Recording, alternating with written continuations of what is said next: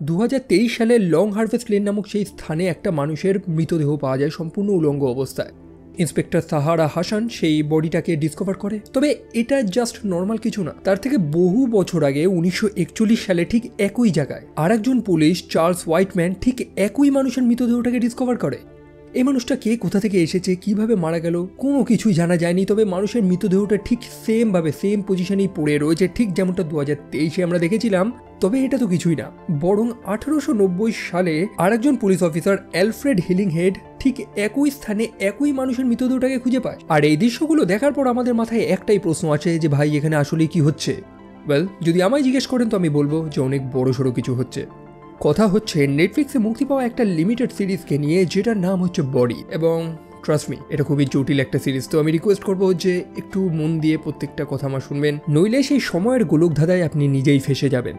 আমরা একজন পুলিশ অফিসারকে দেখতে পাই, নাম হচ্ছে তার সাহারা হাসান। হোয়াইট চ্যাপেল নামক থানার একজন পুলিশ। সে বাড়িতে আছে তার পিতা ইসমাইল এবং তার ছোট্ট ছেলে জাভেদ। তবে সেই মুহূর্তে তার একটা ডিউটির ডাক এসেছে। রাস্তাঘাটে আমজনতা প্রোটেস্ট করছে, সেখানে একটা নিরাপত্তার ব্যাপার। তো সাহারা সেখানে গেছে। তবে সেই মুহূর্তে সেখানে অদ্ভুত কিছু ফেনোমেনন আমরা লক্ষ্য করতে পারি।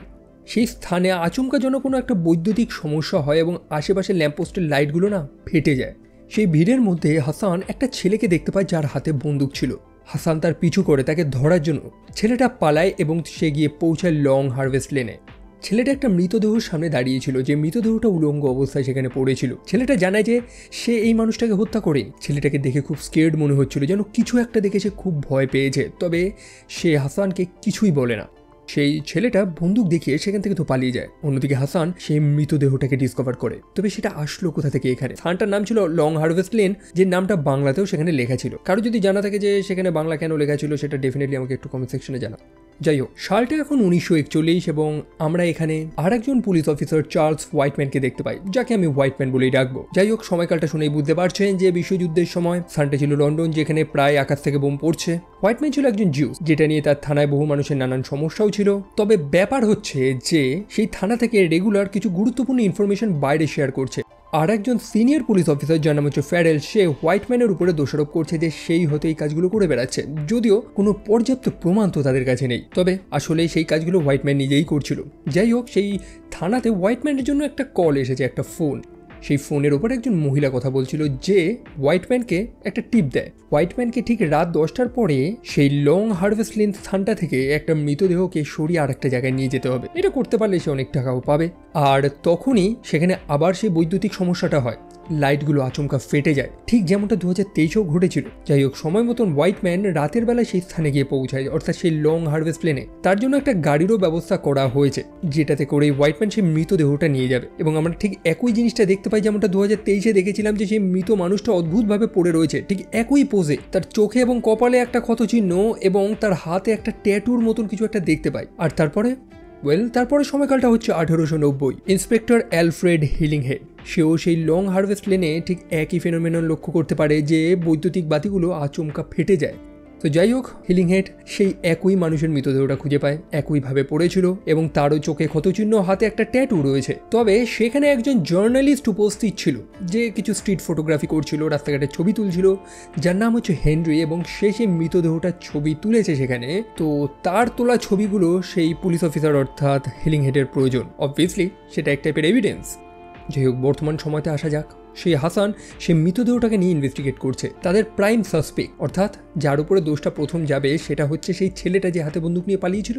সিসিটিভি থেকে জানা গিয়েছে যে সেই ছেলেটার নাম হচ্ছে সায়েদ তাহির। ছেলেটার তেমন কোনো ক্রিমিনাল রেকর্ড নেই, মানে এর আগে যে সে কোনো খারাপ কাজ করছে এরকমও না। হ্যাঁ, সে একটা অনাথ আশ্রমে থাকতো, সেখান থেকে সে পালিয়েছে। তবে ইন্সপেক্টর হাসান জানায় যে সেই ছেলেটা যে গুলি করেছে তার প্রমাণ তো তার কাছে নেই, কারণ সেখানে কোনো গুলির আওয়াজ শোনা যায়নি। যাই হোক, মৃতদেহটাকে ভালো মতো পরীক্ষা নিরীক্ষা করা হচ্ছে। চোখে তো একটা ক্ষতচিহ্ন আমরা দেখতে পাই, যেটা স্পষ্ট হচ্ছে বুলেট উন্ড, চোখে গুলি লেগেছে। তবে মজার ব্যাপার হচ্ছে যে মাথার ভেতরে কোনো গুলি পাওয়া যায়নি এবং গুলির কোনো এক্সিট উন্ড নেই। 1890 সালে ইন্সপেক্টর হিলিংহেড সেই জিনিসটা দেখেই তো অবাক, যে একটা মানুষের চোখে যদি গুলি লেগে থাকে তাহলে সেই গুলিটা গেল কোথায়? মাথার মধ্যেও নেই, মাথা ছেদ করেও তো সেটা বেরোয়নি। সো দুজন পুলিশের গল্প তো আমরা দেখছি। তবে মাঝখানে অর্থাৎ 1941 সেই ইন্সপেক্টর হোয়াইটম্যানকে কেউ তো একজন কল করে বলেছিল যে সেই লং হারভেস্ট লেন থেকে মৃতদেহটাকে গাড়িতে করে এক জায়গা থেকে আরেক জায়গায় নিয়ে যেতে হবে। তবে তারই একজন কলিগ অর্থাৎ অফিসার ফ্যারেল তার পিছু করছিল। হোয়াইটম্যান যদি ধরা পড়ে যায় তাহলে তো সবকিছু শেষ, তার কেরিয়ার সবকিছু। তবে যেমনটা বললাম, বিশ্বযুদ্ধের সময় জার্মানরা উপর দিয়ে বোম ফেলছে এবং সেখানে সেই জিনিসটাই হয়। সেই এয়ার রেডি ইন্সপেক্টর ফ্যারেল তো মারা যায়। তবে হোয়াইটম্যান যে গাড়িটা ছিল সেই গাড়িটা চরম ড্যামেজ হয়েছে, সেই গাড়ির মধ্যেই মৃতদেহটা রয়েছে। অন্যদিকে পুলিশও সময় মতন সেই স্থানে চলে এসেছে। বাধ্য হয়ে হোয়াইটম্যান সেই বডিটাকে সেখানে ফেলেই কোনো মতে পালায়। পরের দিন পুলিশেরা সেই জায়গাটা তদন্ত করছে। হোয়াইটম্যান নিজেও সেখানে উপস্থিত ছিল। হোয়াইটম্যান সেখানে চুপচাপ সেই গাড়ির মধ্যে থেকে তার নিজের লাইটারটা সরিয়ে নেয়। অবশ্যই অন্যান্য পুলিশেরা খুঁজে পেলে দোষটা তো তার উপরে উঠবে, বিশেষ করে তাদের আরেকজন পুলিশ অফিসার তো সেখানে মারা গিয়েছিল। যাই হোক, হোয়াইটম্যানকে যে দায়িত্বটা দেওয়া হয়েছিল সেটা তো সে করতে পারেনি। সেই গাড়িটার মধ্যে যে মৃতদেহটা ছিল সেটা তো বাকি পুলিশেরাও এখন দেখে নিয়েছে। একজন মহিলা যে হোয়াইটম্যানকে এই দায়িত্বটা দিয়েছিল সে আবারও তাকে কল করে। সে হোয়াইটম্যানকে সাবধান করে দেয় যে হোয়াইটম্যানের যা যা রেকর্ড রয়েছে পুলিশে সেগুলোকে মুছে দিতে হবে। মোটপাট কথা, হোয়াইটম্যান যেভাবে প্ল্যান করেছিল সেভাবে তো কিছু হয়নি। এখন হোয়াইটম্যান সেই মহিলাটার আদেশ যদি না শোনে তাহলে তার সাথে খারাপ কিছু হবে, এমনটাই তাকে হুমকি দেওয়া হয়। অন্যদিকে 2023-এ হাসান সেই পালিয়ে যাওয়া ছেলেটার বোনের সাথে কন্ট্যাক্ট করে, যার নাম হচ্ছে আলিয়া। সেই ছেলেটা যার নাম হচ্ছে তাহির, যে বন্দুক নিয়ে পালিয়ে গেছিল, সে তার বোনের সাথে কন্ট্যাক্ট রেখেছে। সেই কারণে হাসান আলিয়াকে জানায় যে তার ভাই যদি একবার কল করে অন্তত সে যাতে তার ভাইকে এইটুকুনি জানায় যে হাসান তার সাহায্য করার চেষ্টা করছে, তাকে ফাঁসানোর চেষ্টা করছে না। তবে সেই ছেলেটা অর্থাৎ তাহির, সে নাকি আগে থেকেই জানতো যে কি হবে, তাকে যে একটা খুনের দায়ে ফাঁসানো হবে সব কিছু। যাই হোক, পরে সেই তাহির ইন্সপেক্টর হাসানের সাথে সাক্ষাৎ করে, তার সাথে কন্ট্যাক্ট করে, তারা একটা ক্যাফেতে মিট করে। অন্যদিকে পুলিশ তো তার সব কল ট্র্যাক করছিল। হাসান যখন তাহিরের সাথে সাক্ষাৎ করে তখন পুলিশ ফোর্স সম্পূর্ণ স্থানটা ঘিরে ফেলেছে। সেই ছেলেটা জানায় যে তাকে যা যা বলা হয়েছিল অতীতে হবে সেগুলোই হয়েছে এবং ভবিষ্যতে যেগুলো হবে বলেছিল সেগুলোই হচ্ছে। মানে কেউ তো তার একটা মগজ ধোলাই করেছে বা কিছু তো তাকে বলেছে, তবে কারা সে ব্যাপারে সে কিছু জানায়নি। তার জাস্ট একটাই কাজ ছিল যে হাসানকে কোনোভাবে সে মৃতদেহটার কাছে নিয়ে যাওয়া, যেটা সে করেছে। সত্যিই তো তাই, হাসান সেই ছেলেটার পিছু করতে করতেই তো সেই মৃতদেহটাকে খুঁজে পায় এবং এখানেই সেই ছেলেটার কাজ শেষ হয়েছে। তবে এখন তার নিয়তি অনেক আগেই লেখা হয়ে গেছে। ছেলেটা সেটা জানে এবং সে সেটা মেনে নেয়। তাকে এখানেই মরতে হবে এবং সে হাসানকে জাস্ট একটা সেন্টেন্স বলে যে নো ইউ আর লাভড, এটা বলে নিজেকে গুলি মেরে আত্মহত্যা করে। হাসান জাস্ট শকড যে কি হলো সেখানে। এমনকি সেই ছেলেটার যে বোন অর্থাৎ আলিয়া, তাকেও তো সে জবাব দিতে পারছে না। সে জবাবটাই বা কি দেবে, কারণ সে নিজেই তো জানে না যে সেখানে হলোটাই বা কি, সেই ছেলেটা কাদের কথা বলছিল। অন্যদিকে সেই 1890-তে ইন্সপেক্টর হিলিংহেড, সেই জার্নালিস্টটা যার নাম হচ্ছে হেনরি, তার থেকে ছবিগুলো কালেক্ট করেছে। তাকে সেই মৃতদেহ সামনেই পাওয়া গেছিল যে সেই মৃতদেহটার অনেকগুলো ছবি তুলেছে এবং তার ছবিতে পার্শ্ববর্তী একটা কাচের জানলাতে একটা মানুষের রিফ্লেকশন পাওয়া গেছে। কথার অর্থ যে সে মৃতদেহ যখন সেখানে ছিল সেখানে হেনরি না আর একজন মানুষও ছিল। তবে কে সেটা, এটাই এখন সেই ইন্সপেক্টরের প্রাইম সাসপেক্ট। তবে ল্যাডব্রোক নামক সেই মানুষটা যে সেই মৃতদেহটার পরীক্ষা নিরীক্ষা করছিল, সে যখন সেই ছবিটা দেখতে পায় সে লিটারেলি কেঁপে যায়। সেই ইন্সপেক্টর হিলিংহেডকে বলে যে ইমিডিয়েট এই কেসটাকে ক্লোজ করে দিতে বা নিজে পিছিয়ে পড়তে। সত্য জানার প্রয়োজন তার নেই যদি সে নিজের জীবনটা বাঁচাতে চায়। অন্যদিকে বর্তমানে অর্থাৎ 2023-এ ইন্সপেক্টর হাসান সেই পাবে বসে রয়েছে যে এখনও সেই পাজলটাকে সলভ করার চেষ্টা করছে যে সেই ছেলেটা আত্মহত্যা কেনই বা করলো এবং আত্মহত্যা করার আগে সে জাস্ট একটা সেন্টেন্স বলেছিল যে নো ইউ আর লাভড। কথাটার মানেটা কি? কথাটার বেসিক মানে হচ্ছে যে জেনে রাখো কেউ তোমাকে ভালোবাসে। তবে কথাটার মানেটাই বাকি। তবে সেই সময় সেই ফরেন্সিক ডিপার্টমেন্ট থেকে আরেকজন মেয়ে এসে হাসানকে আরও কিছু তথ্য দেয়। তাহির যেখানে সুসাইড করেছে সেই স্থানে সিসিটিভি ফুটেজ তাদের কাছে এসেছে এবং হাসান আসার আগে সেই তাহির আর একটা ছেলের সাথেও সাক্ষাৎ করেছিল। তবে এই পাজলটাকে তো তাদের সলভ করতে হবে যে মৃতদেহটা আসলোই বা কোথা থেকে। তার চোখে তো গুলি লেগেছে, তবে চোখের ভেতরে কোনো গুলি নেই, কোনো এক্সিট উড নেই, কেসটা কি হলো? তবে ভাই, গল্পটা তো এইটুকুনিতেই সীমাবদ্ধ না। সময়টা হচ্ছে এখন ভবিষ্যৎ, সাল 2053। লন্ডনের ঠিক একই স্থানে ঠিক একই ঘটনা ঘটে। বিদ্যুতের একটা সমস্যা, লাইটগুলো ফেটে যায় এবং সেখানে ছিল ইন্সপেক্টর আইরিস ম্যাপেলউড। তাকে আমি আইরিস বলেই ডাকছি। প্রযুক্তি তখন কয়েক ধাপ উন্নত। আইরিস ট্র্যাক করতে করতে ঠিক একই স্থানে গিয়ে পৌঁছায় যেখানে সে একইভাবে একটা মানুষকে পড়ে থাকতে দেখে। তবে এবারের কেসটা আলাদা। যে মানুষটা সেই 3টে সময়কালে মৃত, সে এই 2053-তে আপাতত জ্যান্ত রয়েছে।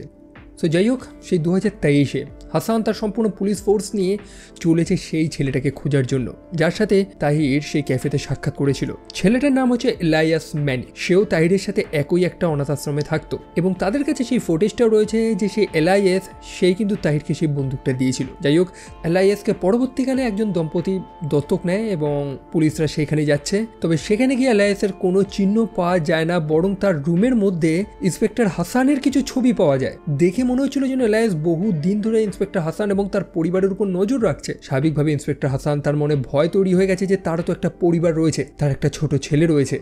তারপর পুলিশ এলাইসের বর্তমান পিতামাতার সাথে সাক্ষাৎ করে, অর্থাৎ অ্যান্ড্রু এবং এলিন, যাদের কাছে কোনো উত্তরই নেই, তাদের ছেলে কি করে বেড়াচ্ছে কিছুই না। অন্যদিকে 2053-তে সেই ফিউচারে আমরা ইন্সপেক্টর আইরিসকে দেখতে পাই। সেই ভবিষ্যৎ সময়কালটাকে খুবই পিসফুলভাবে দেখানো হয়েছে, খুবই একটা শান্তির দেশ, যেন একটা ইউটোপিয়া। একটা হালকা মিউজিক দিয়ে এমনভাবে বোঝানো হয়েছে যে যত সমস্যা তো অতীতেই হয়েছে, ভবিষ্যৎ একদম শান্তি। বাই দ্য ওয়ে, ইন্সপেক্টর আইরিসকে যদি আপনারা লক্ষ্য করেন তো তার চলাফেরায় একটু অদ্ভুত কিছু লক্ষ্য করতে পারবেন। সে স্পষ্ট সোজা হাঁটে না, বডি স্ট্রাকচারটা তার একটু ভিন্ন। কেন সেটাও একটু বাদে জানবেন। যাই হোক, তার ড্রেসের মধ্যে আমরা একটা রক্তের চিহ্ন দেখতে পাই, কারণ সে যে সেই আহত মানুষটার বডিটা খুঁজে পায় না, তার রক্তটাই তার গায়ে ছিটকেছে। যাই হোক, আইরিসের একটা নোজি নেবার রয়েছে, ওই হয় না একজন প্রতিবেশী, সে আইরিসের উপর সব খবর রাখছে। সেই ভবিষ্যতে একটা বড় কোম্পানি, একটা বড় ইন্ডাস্ট্রি তৈরি হয়েছে, যেটার নাম হচ্ছে KYAL, কেয়াল বলতে পারি আমরা সেটাকে, এবং তারাই গোটা দেশটাকে চালাচ্ছে। নিউজ চ্যানেলে আমরা দেখতে পাই যে আজকের দিনে তারা একটা দিবস পালন করছে, কারণ আজ থেকে প্রায় 30 বছর আগে 2023-এ একটা ভয়ানক ঘটনা ঘটেছিল সেই স্থানে, অর্থাৎ সেই লন্ডনে, যেটার কারণে কয়েক লক্ষ মানুষ মারা গিয়েছিল। বেসিক্যালি একটা পরমাণু বোমা বিস্ফোরণ হয়েছিল। এখানে সেই সময়কালের কথা হচ্ছে যেখানে সাহারা হাসান হচ্ছে সেই পুলিশ অফিসার। যাই হোক, সেই খারাপ সময় তারা কাটিয়ে এসেছে এবং এক নতুন যুগের সূত্রপাত হয়েছে, যেখানে প্রত্যেকটা মানুষ সমানভাবে ভালোবাসা পায়, প্রত্যেকেই শান্তিতে বসবাস করছে। ওয়েল, কতটা শান্তি সেটা জানা নেই, তবে এইভাবে জিনিসটাকে প্রেজেন্ট করা হচ্ছে। নিউজ চ্যানেলে আমরা আর একজন গুরুত্বপূর্ণ, একজন ক্ষমতাশালী ব্যক্তিকে দেখতে পাই। তার নামটা তো বলা হয়নি, তবে সে সেই কাইল নামক কোম্পানিটার একজন কমান্ডার চিফ। তবে মুখটা জাস্ট মনে রাখুন, কারণ এই মুখটা আপনারা এরপরে বহুবার দেখবেন। তারপর সেই 1890 সালে ইন্সপেক্টর হিলিংহেড, তাকে তো সাবধান করে দেওয়া হয়েছিল যে সেই ছবিতে থাকা মানুষটাকে যাতে সে না খোঁজে, যদি না সে নিজের জীবন এবং নিজের পরিবারকে নিয়ে চিন্তা করে। তবে সৎ পুলিশ হত্যাকারীকে তো অত সহজে সে ছেড়ে দিতে পারে না। প্রথমে সে হার মেনে নিয়েই ছিল যে এই কেসটার আর তদন্ত সে করবে না, কিন্তু পরে সেই জার্নালিস্টটা, সেও সেই হত্যাকারীটাকে খুঁজতে চায় এবং তারা দুজন মিলে একত্রে কাজ করা শুরু করে। সেই জানলায় যে মানুষটার রিফ্লেকশন দেখা গেছে, দেখে তো মনে হচ্ছিল যে সেই মানুষটার হাতে একটা লাঠি রয়েছে, অর্থাৎ যে মানুষগুলোর পায়ে সমস্যা বা চলতে সমস্যা হয় তারাই লাঠিগুলো ব্যবহার করে। তো কে হতে পারে সেটা? অন্যদিকে 1941 সালে চার্লস হোয়াইটম্যান, সে তো ফেসে গেছে। একদিকে ফোনের উপরে একজন মহিলা তাকে ধমকি দিচ্ছে, একই সাথে যে গাড়িটা সে চালাচ্ছিল সেই গাড়ির গিয়ার নবে তার হাতের ছাপ রয়েছে, সেটাকে তো কোনোভাবে লুকাতে হবে। কিছুই না, হোয়াইটম্যান একটা মানুষকে ফাঁসিয়ে দেয়, একটা মানুষকে সে এমনভাবে হত্যা করে যাতে দেখে মনে হয় সেটা সুসাইড, এবং সেই মানুষটার হাতের ছাপ একটা গিয়ার নবে নিয়ে সেটা সেই গাড়িতে লাগিয়ে দেয়, যাতে দেখে মনে হয় যে সেই কালো গাড়িটা সেই মানুষটা চালাচ্ছিল এবং সেই মানুষটা পরে সুসাইড করেছে। Case closed. তবে বেচারা লাকটা তো একেবারেই খারাপ। সবকিছু যখন প্ল্যান মাফিক হয়েছিল, অবশেষে একটা মেয়ে সেখানে চলে আসে। মেয়েটার নাম হচ্ছে এস্টার, যে নাকি সেই ঘটনাস্থলে উপস্থিত ছিল। স্বাভাবিকভাবেই সে হোয়াইটম্যানকে দেখলেই চিনতে পেরে যাবে।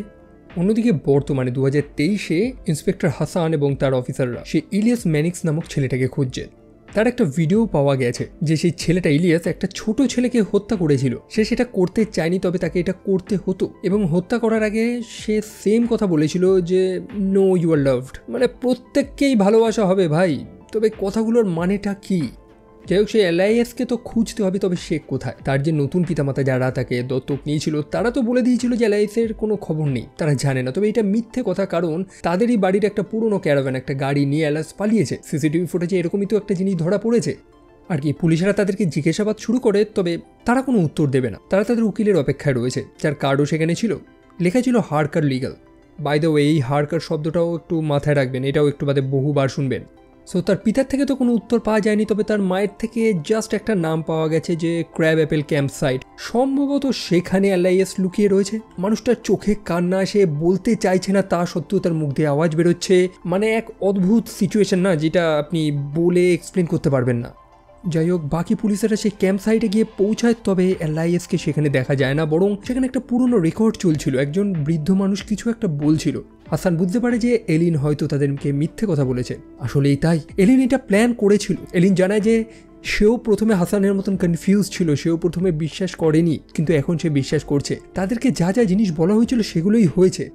দেখুন, ব্যাপারটা একটু কমপ্লিকেটেড, আপনাদের হয়তো একটু বুঝতে সমস্যা হচ্ছে, তবে এই মানুষগুলোকে কেউ না কেউ একটু ম্যানিপুলেট করেছে। কেউ না কেউ এই মানুষগুলোকে এমন এমন কিছু কথা বলেছে যেগুলো হয়তো ভবিষ্যতে হবে এবং হয়েছে, যার কারণেই এই মানুষগুলো জাস্ট অবাক হয়ে গেছে।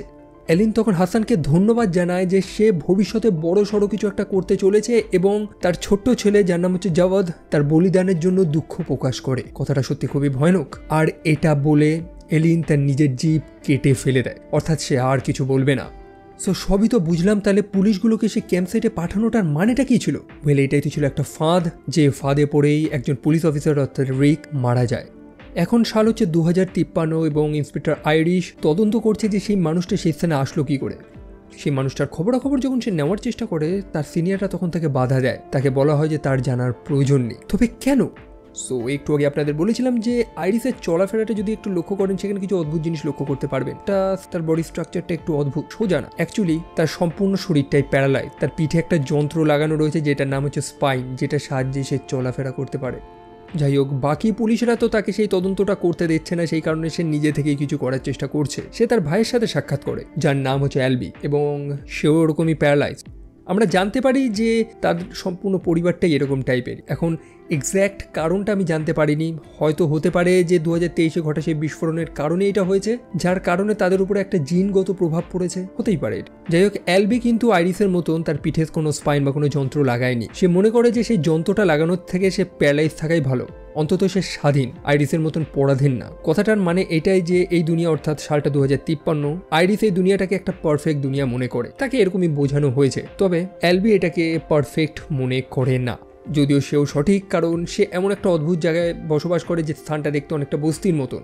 তো যাই হোক, তার ভাই কিছু ইল্লিগাল কাজ করে বেড়ায়, বেআইনি, তাদের কাছে এরকম প্রযুক্তি রয়েছে। আইরিসের জামায় যে রক্তটা লেগেছিল, সেই রক্তের মাধ্যমেই সে একটা ডিএনএ ম্যাচ করাতে গেছে। সে জানার চেষ্টা করছে যে বডিটা সে খুঁজে পেয়েছে সেই মানুষটা কে, এবং সে জানতে পেরেও যায় মানুষটার নাম হচ্ছে গ্যাব্রিয়েল ডিফো। আইরিশ তারপর সেখান থেকে তো বাইরে বেরিয়ে যায়, তবে তার গাড়িটা আচমকা চলা শুরু করে এবং তাকে একটা ভিন্ন স্থানে নিয়ে যায়, যদিও সময়টা ভবিষ্যৎ, ড্রাইভারলেস গাড়ি, যার প্রমাণ আমরা বর্তমানেও দেখছি। এবং সে সেই কাইলের হেডকোয়ার্টারে গিয়ে পৌঁছায়, যেখানে সে কমান্ডার ম্যানিক্সের সাথে সাক্ষাৎ করে। তবে ওয়েট, 2023-এ ইন্সপেক্টর হাসান যে বাচ্চা ছেলেটাকে খুঁজছে, তার নাম তো ইলাইয়াস ম্যানিক্স।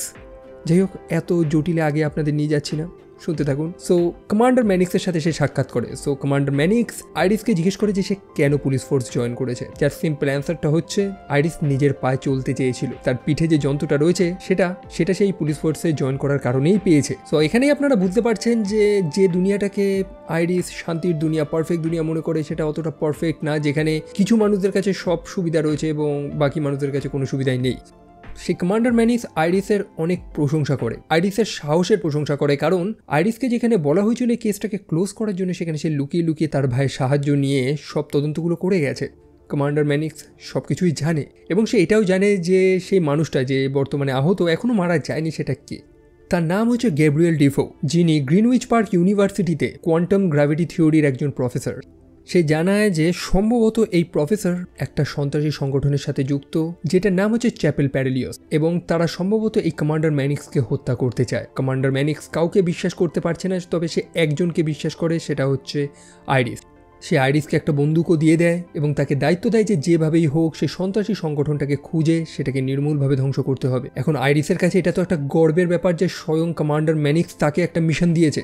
সে যাওয়ার আগে কমান্ডার ম্যানিক্স তাকে একটা কথাই বলে যে নো ইউ আর লাভড। ঠিক একই শব্দ যেটা সাইয়দ তাহির নামক সেই ছেলেটা আত্মহত্যা করার আগে বলেছিল।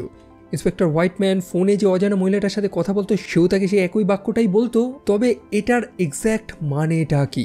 যেমনটা বললাম যে ভবিষ্যতে সেই স্থানে একটা বৃহৎ কোম্পানি বিরাজ করছে, তাদেরই সব কিছু, যেটার নাম হচ্ছে কায়েল।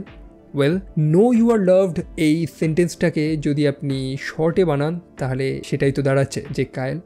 আইরিস তারপর গ্রিনিচ পার্ক সেই ইউনিভার্সিটিতে গিয়ে পৌঁছায় সেই প্রফেসর গ্যাব্রিয়েল ডিফোর ব্যাপারে সব ইনফরমেশন নেওয়ার জন্য। তবে মজার ব্যাপার হচ্ছে যে সেখানেই সেই গ্যাব্রিয়েল ডিফোর সাথে তার মুখোমুখি হয়ে যায় যে একেবারে চাঙ্গা রয়েছে। আইরিস একেবারে শকড, একই সাথে আমরা প্রত্যেকেই শকড, কারণ এই মানুষটারই তো বডি আমরা 4টে সময়কালে দেখেছিলাম একই স্থানে পড়ে থাকতে। তবে কিভাবে? সালটা ছিল 1890। ইন্সপেক্টর হিলিংহেড সেই স্পটে গিয়ে পৌঁছায় যেখানে সেই মৃতদেহটা পাওয়া গিয়েছিল, এবং এটাই হচ্ছে সেই স্থান যেখানে থাকা সেই কাচের জানলায় একটা মানুষের রিফ্লেকশন দেখা গেছিল। তারা মোটামুটি অনুমান করেই নিয়েছে যে সেই মানুষটা কোথায় দাঁড়িয়েছিল, এবং তার হাতে থাকা সেই লাঠিটার গর্তটাও সেখানে রয়েছে, যেটাকে একটু ভালো মতো খতিয়ে তারা বুঝতে পারে যে এটা যেমন তেমন লাঠি না, বরং যে মানুষটা সেটাকে ব্যবহার করেছে সেটা অবশ্যই কোনো রাজকীয় পরিবারের। এবং এই লাঠিগুলো দোকান থেকে অর্ডার দিয়ে বানানো হয়। আর এইভাবেই তারা ট্র্যাক করে নেয় যে কোথায় সেই লাঠিটাকে বানানো হয়েছিল এবং কোথায় সেটাকে ডেলিভার করেছে, এবং সেখানে পৌঁছানোর পর তারা একটা মানুষকে দেখতে পায় যার নাম হচ্ছে স্যার জুলিয়ান হার্কার। সেটা যেমন তেমন মানুষ না, বরং শহরের সবথেকে ধনী এবং ক্ষমতাশালী ব্যক্তি, এবং এই মানুষটার মুখটাই সেই ছবিতে রয়েছে। সেই কাছে যা রিফ্লেকশন দেখা গেছে এটা এই মানুষটাই। তবে এই মানুষটার মুখটা দেখে আরেকজন মানুষের কথা মনে আসছে না আপনাদের? কে বলুন তো? সেই 2053 সালের কমান্ডার ম্যানিক। তাদের দুজনকেই তো সেম দেখতে। এখন যাই হোক, এই স্যার জুলিয়ান হার্কার সে একটা ক্ষমতাশালী ব্যক্তি এবং তার উপরে হুটহাট করে কেউ আঙ্গুল তুলতে পারবে না। তাদের কাছে একটা হার্ড এভিডেন্স প্রয়োজন। আর সেই মুহূর্তে হেনরির বাড়িতে একজন চিঠি দিতে আসে। চিঠিটা এসেছে সেই ইন্সপেক্টর হিলিংহেডের নামে। এখন আজও ব্যাপার যে সেই ইন্সপেক্টর হিলিংহেড হেনরির বাড়িতে আছে সেটা তারা জানলো কি করে? যাই হোক, সেই চিঠিতে একটা আমন্ত্রণ পত্র পাঠানো হয়েছে। তাকে সেই স্যার জুলিয়ান হার্কারের বাড়িতে আমন্ত্রণ জানানো হয়েছে। স্যার জুলিয়ান হার্কারের মা অর্থাৎ লেডি আগাথা সে একটা বেশ সিয়ান্স করে। সিয়ান্স হচ্ছে বেসিক্যালি ভূতে ভর করা। অনেকে এটাকে ভুয়ো মনে করে, অনেকে এটাকে সত্য মনে করে। তবে সেই মানুষটার বেশ নামও রয়েছে, কারণ এইসব সিয়ান্স করে সেই মানুষটা বহু মানুষকে এমন কিছু তথ্য দিয়েছে যে তথ্যগুলোর সাহায্য নিয়ে বহু মানুষ বড়লোক হয়ে গেছে, ধনী হয়ে গেছে। একই সাথে হিলিংহেডের কাছে এখন একটা সুযোগও তো এসেছে সেই স্যার জুলিয়ান হার্কারকে অনেক সামনে থেকে দেখার।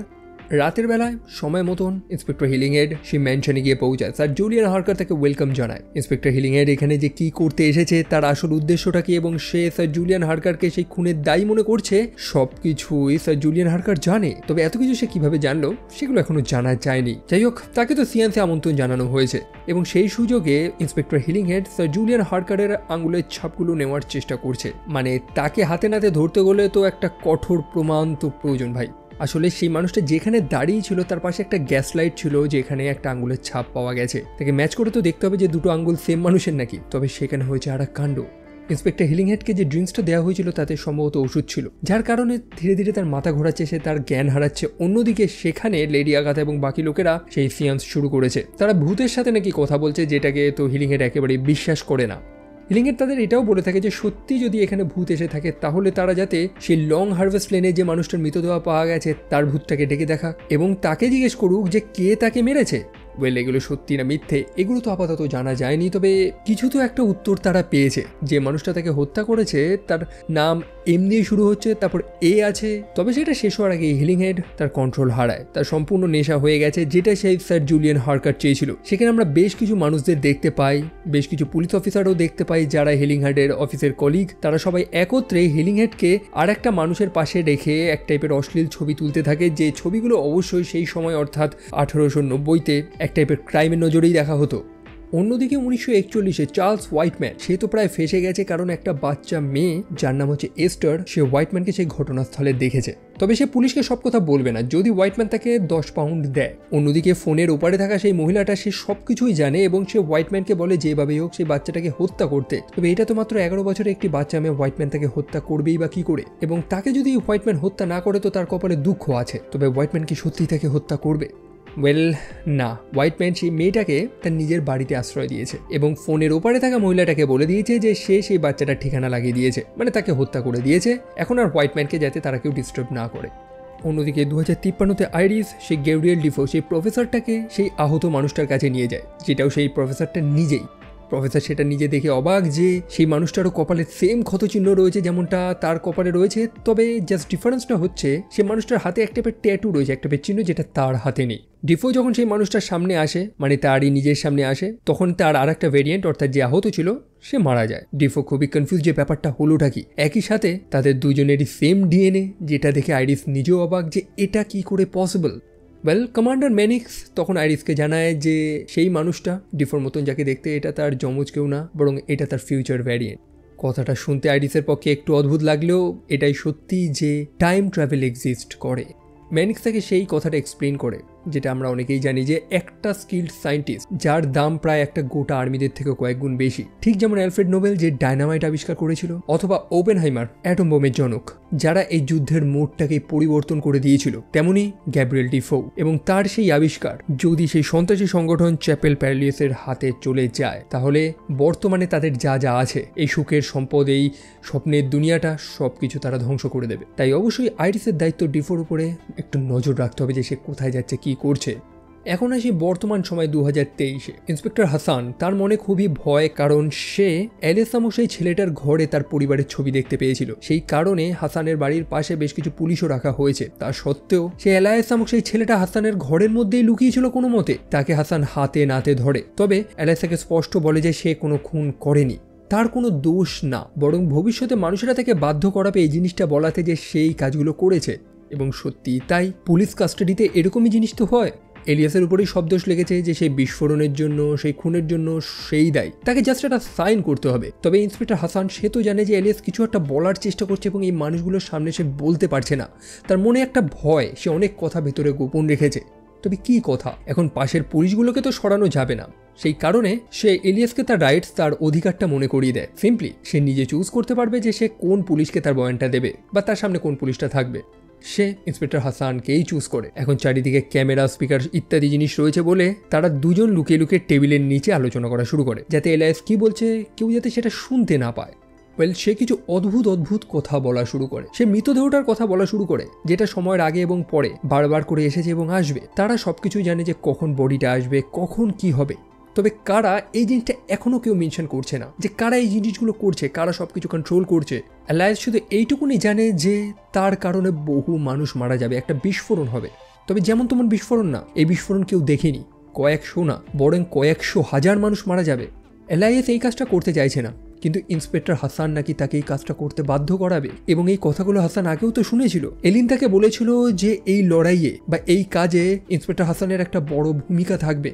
হাসান তো বুঝতে পারছে যে এই কথাগুলোর কোনো না কোনো মানে রয়েছে, তবে তার বস অর্থাৎ বারবার সেই কথাগুলোর কোনো ভ্যালু দিচ্ছে না। সে ভেবেই নিয়েছে যে এলিয়াস সেই হচ্ছে দোষী। তবে এগুলোর কোনো তো কারণ রয়েছে। সায়েদ তাইন নামক সেই ছেলেটা বিনা কারণে আত্মহত্যা করলো। এলিন তার নিজের জিভটা কেটে ফেললো। এই মানুষগুলো তো পাগল তো না, বরং এই মানুষগুলো কিছু তো একটা দেখেছে বা কিছু তো একটা জেনেছে। হাসান তারপর সেই স্পটে গিয়ে পৌঁছায় যেখানে সেই মৃতদেহটাকে পাওয়া গিয়েছিল। তবে এবার সে সেখানে একটা অদ্ভুত জিনিস লক্ষ্য করতে পারে। সেই পার্শ্ববর্তী একটা দেওয়ালে কেউ খুঁচিয়ে একটা নাম লিখেছে। আসলে সেই 1890-তে ইন্সপেক্টর হিলিংহেড, যে এই তদন্তে সম্পূর্ণভাবে হেরে গেছে। মোটামুটি মানুষদের ক্ষমতার কাছে বিচার সম্পূর্ণভাবে হেরে গেছে। সে সেই সময় সেই দেওয়ালে ছুরি দিয়ে খুঁচিয়ে তার নিজের নামটা লিখে দেয়। একটা চিহ্ন রেখে যায় যে সে এখানে একটা তদন্ত করেছিল, এবং সেই চিহ্নটা বর্তমানে ইন্সপেক্টর হাসান খুঁজে পায়। সেই দেওয়ালে খোদাই করা সেই চিহ্নটাই রয়েছে যেটা সেই মৃতদেহটার হাতে ছিল। হাসান যখন এটা জানার চেষ্টা করে যে সেই হিলিংহেড আসলে কে, সে জানতে পারে যে 1890 সালে অ্যালফ্রেড হিলিংহেড ছিল সেই হোয়াইট চ্যাপেলের একজন ইন্সপেক্টর, একজন ডিটেকটিভ, অর্থাৎ সেই স্থানে যেখানে এখন হাসান কাজ করছে। তার ব্যাপারে বিস্তারিত জানতে গেলে তাদের পুরনো আর্কাইভগুলো ঘেটে দেখতে হবে, এবং হাসান সেখানেই চলে যায় এবং সে খুঁজেও পায় 1890 সেই পুরনো আর্কাইভ, সেই নিউজ পেপার কাট আউট, যেখানে এক্স্যাক্টলি সেম ঘটনা লেখা রয়েছে যেটা 2023-এ ঘটেছে। ঠিক একইভাবে পড়ে থাকা মানুষের মৃতদেহটা, হাতে তার একটা অদ্ভুত চিহ্ন, যেটা দেখে লিটারালি হাসান একেবারে অবাক হয়ে যায়। তবে একটা জিনিস দেখে তো তার পায়ের তলা থেকে মাটি সরে যায় যখন সেই আর্কাইভ ম্যানেজার তার সামনে আর একটা ফাইল নিয়ে আসে, যেটা 1941-এ আর একজন হোয়াইট চ্যাপেল পুলিশ অফিসার অর্থাৎ চার্লস হোয়াইটম্যান, সেও একটা মৃতদেহ পেয়েছিল। এটা ছিল তার লাস্ট কেস। ঠিক একইভাবে বডিটা পড়েছিল, এবং টেবিলের নিচে হাসানকে সে এলিয়াস সেম কথাগুলোই তো বলেছিল যে সেই বডিগুলো আগেও বহুবার এসছে এবং ভবিষ্যতেও আসবে। অন্যদিকে 1890-তে আমরা ইন্সপেক্টর হিলিংহেডের পরিবারকে দেখতে পাই। তার স্ত্রী শার্লট এবং তার মেয়ে পলি। পলির গলার হাড়টা ভেঙে গেছে, যেখানে তার সম্পূর্ণ পরিবারের একটা ছবি রয়েছে। বাই দ্য ওয়ে, এই ছবিটার দিকে লক্ষ্য রাখবেন, কারণ এটা একটু বাদে দেখবো আমরা। সো সেই হিলিংহেড স্যার জুলিয়ান হার্কারকে ধরার চেষ্টা করছিল, তবে সেই ক্ষমতাশালী ব্যক্তিটাকে সে ধরবে কি করে? তারা যখন হিলিংহেডের ড্রিঙ্কসে ওষুধ মিশিয়েছিল এবং তার সাথে খারাপ জিনিস করেছিল, তখন স্যার জুলিয়ান হার্কার হিলিংহেডের চশমাটা ধরেছিল এবং তার আঙুলের ছাপ তার চশমায় লেগে গেছে, আর সেখান থেকেই তার আঙুলের ছাপটা পাওয়া সম্ভব। অন্যদিকে 1941-এ চার্লস হোয়াইটম্যান, সে তো সম্পূর্ণভাবে ফেসে গেছে। প্রথমত সেই বাচ্চাটাকে তো সে হত্যা করেনি, অন্যদিকে তার পুলিশ ডিপার্টমেন্টের বাকি অফিসাররা তার উপরেই আঙুল তুলছে যে সে মিথ্যেভাবে একটা মানুষকে ফাঁসানোর চেষ্টা করেছে। তো যাই হোক, পুলিশেরা তার উপর নজর রাখছে। হোয়াইটম্যান সেই ছোট বাচ্চাটাকে তার ঘরে তো আশ্রয় দিয়েছে, তবে তার ঘরের বাইরে একটা পুলিশ লুকিয়ে নজর রাখছে। ফার্স্ট অফ অল আপনাদের বলে দিই যে হোয়াইটম্যান এই বাচ্চা মেয়েটাকে তার নিজের মেয়ের মতন ভালোবাসা শুরু করেছে, তাকে স্নেহ যত্ন করা শুরু করেছে। সেই কারণে সে সেই মেয়েটাকে হত্যা করতে পারেনি, মানে একটা আলাদা ইমোশন তার কাজ করছে। তবে সেই অফিসারটা যে তার পিছু করে যাচ্ছে, সেই কারণে যখন তখন তো তাকে নিয়ে সে বেরোতে পারবে না, তাদের রাত অবধি অপেক্ষা করতে হবে যতক্ষণে এয়ার রেড শুরু হয়, অর্থাৎ উপর থেকে বোম পড়া। আর সেই সুযোগে হোয়াইটম্যান সেই বাচ্চা মেয়েটাকে নিয়ে চলে যায় একটা নিরাপদ স্থানে আশ্রয় নেওয়ার জন্য, একটা টানেলে, যেখানে একটা বৃদ্ধার সাথে তাদের সাক্ষাৎ হয়। তবে সেই পুলিশ অফিসারটা সেখানেও তার পিছু করছে এবং সে সেই বাচ্চাটাকে সে বৃদ্ধার দায়িত্বে রেখে যায় এবং চলে যায় সেই পুলিশ অফিসারটার একটা ব্যবস্থা করার জন্য যে তার পিছু করছে। হোয়াইটম্যানের সাথে তার লড়াই হয়, অবশেষে হোয়াইটম্যান তাকে হত্যা তো করে দেয়। অন্যদিকে সেই বৃদ্ধা, যে সেই বাচ্চা মেয়েটা অর্থাৎ এস্টারের সাথে কথা বলছিল, সে বৃদ্ধা আর কেউ না, সেটা হচ্ছে সেই 1890-এর পুলিশ অফিসার হেলিংহেডের নিজের মেয়ে, যার নাম হচ্ছে পলি।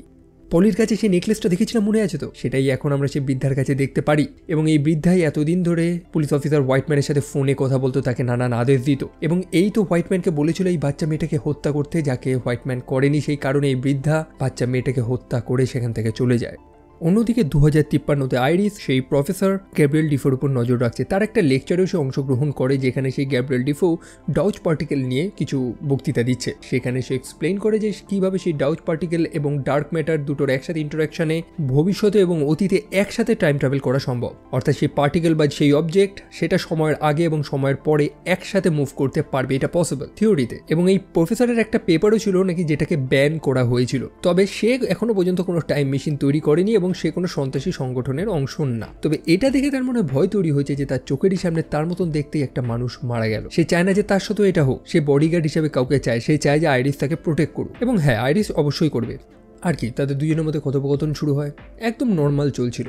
আর সেখানে শুরু হয় ফ্রি উইল নিয়ে আলোচনা, অর্থাৎ স্বাধীন চিন্তা। এখন আমরা প্রত্যেকেই তো ফ্রি উইল নিয়ে চলি, মানে আমি যেটা চিন্তা করছি আমি সেটাই করছি, কেউ আমাকে জোর করে কিছু করাতে বাধ্য করছে না। But professor Defoe say explain করে যে সায়েন্সের ভাষায় এই ফ্রি উইল শব্দটার কোনো ভ্যালু নেই, কারণ আমরা কোন কাজটা করব বা কোন কাজটা করছি এটা সম্পূর্ণভাবে আমাদের ইচ্ছেতে হয় না, বরং এটা কয়েক হাজারো লক্ষ জিনিসের উপরে ডিপেন্ড করে। সো ব্যাপারটা একটু সহজে এক্সপ্লেইন করা যাক নাকি। এই যেমন আপনার বর্তমান অবস্থা নিয়ে আপনি চিন্তা করুন, এখন আপনি যেমনই আছেন সেটা হয়েছে কিভাবে? অতীতে নেওয়া আপনার কোনো না কোনো ডিসিশন থেকে, যে ডিসিশনটা নিয়েছেন আপনি আপনার চারপাশের বিভিন্ন কাজ থেকে প্রভাবিত হয়ে। এই যেমন আইরিস সেখানে ড্রিঙ্কস করতে চাইছিল না, সেখানে প্রায় সে 3 গ্লাসের মতন ড্রিঙ্কস নিয়ে নিল। তবে কিভাবে? আইরিস জানে যে এটা তার ফ্রি উইল, তার স্ব ইচ্ছায় সে নিচ্ছে, তবে এটা সত্য না। তার এই ড্রিঙ্কস করাটা কয়েক লক্ষ ফ্যাক্টরের উপরে ডিপেন্ড করছে। এই যেমন অ্যালকোহলের উপরে সে কতটা আসক্ত, তার পরিবারের কেউ অ্যালকোহল খেত নাকি সেটা জেনেটিক্যালি তার মধ্যে ট্রান্সফার হয়েছে, সেই স্থানের পরিবেশ, সেখানকার আবহাওয়া, টেম্পারেচার, তাদের মুড, তার সাথে থাকা সেই মানুষটা, তাদের কথোপকথন, প্রত্যেকটা জিনিস তাকে প্রভাবিত করেছে 3 গ্লাস অ্যালকোহল নেওয়ার জন্য। আমরা আমাদের চারপাশে থাকা প্রত্যেকটা জিনিসের থেকে নানানভাবে প্রভাবিত হই, যেটা আমাদের পরিবর্তন করে এবং একটা সময় গিয়ে আমরা একটা ডিসিশন নিই যেটা আমাদের ভবিষ্যৎ তৈরি করে। এবং এই সেম জিনিসটা আমি everything everywhere all at once সিনেমার এক্সপ্লেনেশনেও বলেছিলাম। এই ধরুন বর্তমানে আপনি একজন সায়েন্টিস্ট, কারণ ছোটবেলায় আপনি কোনো না কোনো জিনিস থেকে খুব ইন্সপায়ার্ড হয়ে সায়েন্সের প্রতি আপনার একখানা ইচ্ছে তৈরি হয়েছে, আপনি ছোটো ছোটো জিনিসগুলো নিয়ে গবেষণা করা শুরু করেছেন এবং আজকে আপনি সায়েন্টিস্টে পরিণত হয়েছেন। তবে ছোটবেলায় ধরুন কয়েকটা বাচ্চা মিলে আপনাকে উদ্যম খেলালো, আপনার মনে রাগ তৈরি হলো, আপনি ভাবলেন যে না, এখন আমাকে ক্যারাটে শেখা প্রয়োজন, এবং পরবর্তীকালে সেই মার্শাল আর্টের প্রতি আপনার একটা ভালোবাসা তৈরি হয়ে যায় এবং আপনি একটা সময় গিয়ে একটা জুডো মাস্টারে পরিণত হলেন। অথবা গার্লফ্রেন্ড চলে যাওয়ার পরে আপনি ডিসাইড করলেন যে না ভাই, এবার একটু বডি শডিতে নজর দেওয়া প্রয়োজন, আমি জিম করব, এবং আপনি আচমকা বডি শডি বানানো শুরু করলেন এবং আপনি প্রফেশন চেঞ্জ করে বডি বিল্ডিংয়ে চলে গেলেন। সো আপনার ভবিষ্যৎটা ডিপেন্ড করছে যে আপনার চারপাশে কী কী ইভেন্ট ঘটেছে। তবে আমি আপনাদের যে উদাহরণগুলো দিলাম এগুলো বড় বড় ফ্যাক্টর, ছোট ফ্যাক্টরগুলো তো আমি উদাহরণই দিলাম না। ইভেন আপনার পাশে বসে থাকা একটা মানুষের শ্বাস প্রশ্বাস নেওয়ার থেকেও ভবিষ্যতে একটা বড় পরিবর্তন হতে পারে, যেটাকে রিপেল এফেক্টও বলা হয়। সো এটাই সেই প্রফেসর ডিফো বলার চেষ্টা করছে যে আমরা যেটাই করি এটা আমাদের ফ্রি উইল না, বরং আমরা এই কাজটা করতে বাধ্য। আমাদের সিচুয়েশন, আমাদের চারপাশের পরিবেশ আমাদের এই কাজটাই করাতে বাধ্য করছে। সো তাদের এই কথোপকথনটা সেখানে জাস্ট নর্মাল হলেও এই যে আপনাদের অতীত ভবিষ্যতের যে জ্ঞানটা দিলাম, এটাই আপনাদের এই সম্পূর্ণ সিরিজটাকে বুঝতে সাহায্য করবে। যাই হোক, এত আলোচনার পর আইরিস ভেবে নিয়েছে যে না, এই প্রফেসর ডিফো হয়তো ভালো একজন মানুষ, এসব সন্ত্রাসী কাজবাজ সে করে না। তবে না, প্রফেসর সেখান থেকে পালানোর চেষ্টা করে এবং সেখান থেকে পালাতে তাকে সাহায্য করে আইরিসেরই সেই প্রতিবেশী, অর্থাৎ সেই নোজি নেবার, যে এতদিন ধরে আইরিসের উপরে নজর রাখছিল। এবং সত্যি তারা চ্যাপেল পেরিলিয়াস নামক একটা সংগঠনের অংশ, তবে সেটা সন্ত্রাসী সংগঠন নাকি সেটা এখনো পর্যন্ত জানা যায়নি। অন্যদিকে বর্তমানে 2023 ইন্সপেক্টর হাসান, তার কাছে তো মোটামুটি প্রমাণ আছে যে সেই 1890, 1941-এও ঠিক একই মানুষের মৃতদেহ পাওয়া গিয়েছিল। তবে এটা দিয়ে তো তাদের কেসটা সলভ হচ্ছে না। তার কথা অন্য কেউ বিশ্বাসও করবে না। তার সিনিয়র অর্থাৎ অফিসার বারবারের থেকে সে জানতে পারে যে এলাইসকে যে দত্তক নিয়েছিল অর্থাৎ অ্যান্ড্রু, সে একজন সৈনিক ছিল, তবে রিটায়ারমেন্টের পর সে সেই হারকার পরিবারের একটা গার্ড হিসেবে কাজ করা শুরু করে। এমনকি অ্যান্ড্রুর যে উকিল ছিল সেটাও সে হারকার ফ্যামিলিরই একটা উকিল। সো সেই পুরনো হারকার ফ্যামিলির সাথে কোনো না কোনো তো এদের কানেকশন আছে এবং হাসান মনে করে যে তাদের সেখানে গিয়ে একবার তদন্ত করা উচিত। আর কি, হাসান চলে যায় লুকিয়ে লুকিয়ে সেই হারকার ম্যানশনে। এটা হচ্ছে সেই স্থান যেখানে সেই 1890 সালে অফিসার হিলিংহেডকে ফাঁসানো হয়েছিল। সেখানে হাসান স্যার জুলিয়ান হারকারের একটা ছবিও দেখতে পায়, তবে এই ছবির একখানা ইতিহাসও রয়েছে যেটা আপনাদের বলে দিই। স্যার জুলিয়ান হারকার ছিল একটা ভিন্ন একটা মানুষ যে যুদ্ধে গিয়েছিল কিন্তু ফিরে আসেনি, যার কারণে তার মা অর্থাৎ লেডি আকাতা সে ট্রমাটাইজ হয়ে পড়েছিল। তবে আচমকা নাকি স্যার জুলিয়ান হারকার ফিরে আসে, তবে দেখতে তাকে সম্পূর্ণ ভিন্ন, মানে অরিজিনাল হারকারকে যেমন দেখতে ছিল তাকে সম্পূর্ণ আলাদা। এবং লেডি আকাতা সেটা মেনেও নেয়, কারণ সে তার ছেলের আশায় এতটাই পাগল হয়ে গেছিল। এবং সেই পুরনো স্যার জুলিয়ান হারকারের যা ছবি ছিল সেগুলোকে চেঞ্জ করে এই নতুন মানুষটার ছবি লাগিয়ে দেওয়া হয় সেখানে। এতক্ষণ ধরে আমরা স্যার জুলিয়ান হারকার বলে যে মানুষটাকে দেখেছি সেটা অ্যাকচুয়ালি স্যার জুলিয়ান হারকার না, অন্য একজন। এখন কে সেটা তো আপনারা নিজেরাও জানেন, কারণ এই মানুষটাকেই তো 2053-তে আমরা দেখেছিলাম, যার নাম হচ্ছে কমান্ডার ম্যানিক্স। সে কি তাহলে টাইম ট্রাভেল করে অতীতে যাবে? ওয়েল, সেটা তো পরেই আমরা জানবো।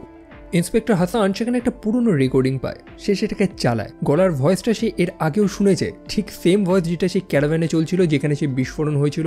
সেই রেকর্ডিংয়ে একজন মানুষ একটা পুলিশ অফিসারের নাম বলে, যার নাম হচ্ছে আইরিস ম্যাপেলুর। এখন আইরিসের গল্প তো জানি, যার স্টোরি হচ্ছে 2053-তে, তবে বর্তমানে অর্থাৎ 2023-এ ইন্সপেক্টর হাসান তার ব্যাপারে কিভাবে জানবে? যাই হোক, এই নামটা তার মাথায় থেকে যায়। একই সাথে সে তো এসেছে সেই স্থানটা তদন্ত করার জন্য এবং সেখানে অ্যান্ড্রু উপস্থিত ছিল।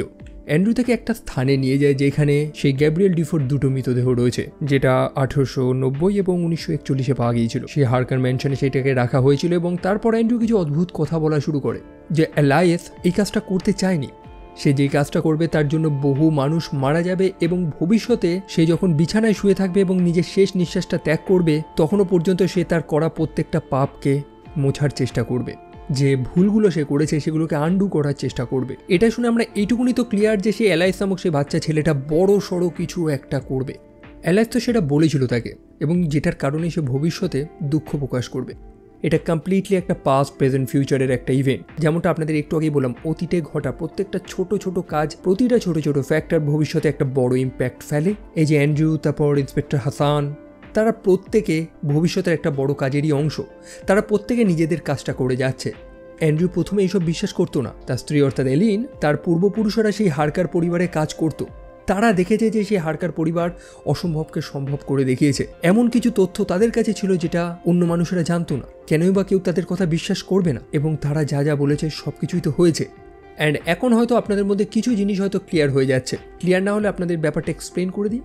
এলাইস যে ইন্সপেক্টর হাসানকে বলেছিল যে একটা বড় বিস্ফোরণ হবে, কয়েক হাজারো লক্ষ মানুষ মারা যাবে, সেটা এখনো হয়নি 2023-এ, কিন্তু হবে। অন্যদিকে 2053-তে আমরা জানতে পেরেছি যে সেই বিস্ফোরণটা হয়ে গেছে এবং তারপরে এক নতুন দুনিয়া তৈরি হয়েছে যেখানে সেই কমান্ডার ম্যানিক্স সেখানকার রাজা, এবং এই ম্যানিক্সকেই ঠিক অতীতের অর্থাৎ 1890-এর স্যার জুলিয়ান হারকারের মতন দেখতে।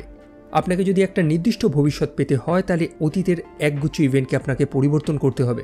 ছোটোখাটো পরিবর্তন একটা চেইন অফ ইভেন্ট তৈরি করে যেটা ভবিষ্যতে একটা নির্দিষ্ট আকার নেয়। তো আপনাকে সেই চেইন অফ ইভেন্টগুলো জানতে হবে। আপনাকে অতীতে গিয়ে প্রত্যেকটা ছোট ছোট পরিবর্তন করতে হবে, কারণ সেই মানুষটার কাছে ভবিষ্যতের জ্ঞান রয়েছে। একটা অতীতের মানুষ ভবিষ্যতে গিয়ে কিছু করতে পারবে না, তবে একটা ভবিষ্যতের মানুষ অতীতে গিয়ে সম্পূর্ণ অতীতটাকে পরিবর্তন করে দিতে পারে, এবং হয়তো সেটাই হয়েছে। ওয়েল, এটাই জানবো আমরা এই সিরিজের পরবর্তী ভিডিওতে। এই ভিডিওটা অবশ্যই অনেক বড় হয়ে যাচ্ছে, তাই বেফালতু আর বড় ভিডিও আমি বানাচ্ছি না। আপাতত ভিডিওটা এইটুকুনি রাখছি। কেমন লাগছে সেটা ডেফিনেটলি কমেন্ট সেকশনে জানাবেন। এই সিরিজের শেষ 4টি এপিসোড আপনি পরবর্তী ভিডিওতেই পেয়ে যাবেন। তো দেখা হচ্ছে আপনাদের সাথে সেই পরবর্তী ভিডিওতেই। ভালো লাগলে লাইক করবেন, চ্যানেলটা সাবস্ক্রাইব করবেন। তো বিদায় নিচ্ছি, ভালো থাকবেন, টেক কেয়ার অ্যান্ড বাই।